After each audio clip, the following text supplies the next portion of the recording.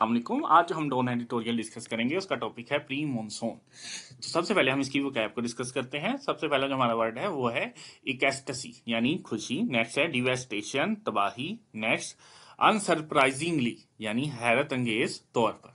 Next है sufficient काफी। Next disasters, disaster mean आफात आ जाना।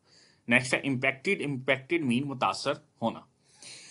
इस टॉपिक की अब हम समरी को डिस्कस करेंगे कि प्री मॉनसून बारिशों की जो महकमा मौसमियात है उसने खुशखबरी सुनाई है।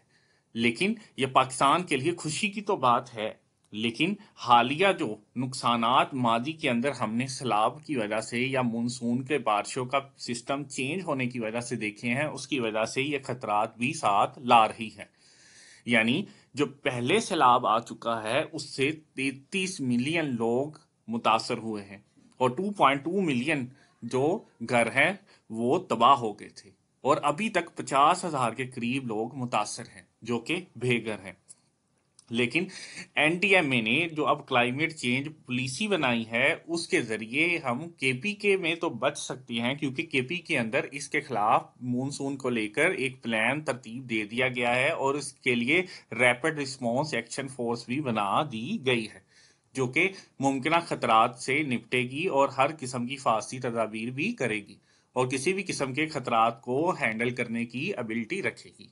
लेकिन अब मुल्क के दूसरे सूबों को और वफाक को इस पर सख्त एक्शन लेने की जरूरत है ताकि हम अपने कीमती लोगों की जानों को दोबारा ना नुकसान पहुंचा सके, क्योंकि अभी अतवार के दिन ही जो प्री मानसून की पहली बारिश हुई है उसकी वजह से 20 लोग हलाक हो गए हैं।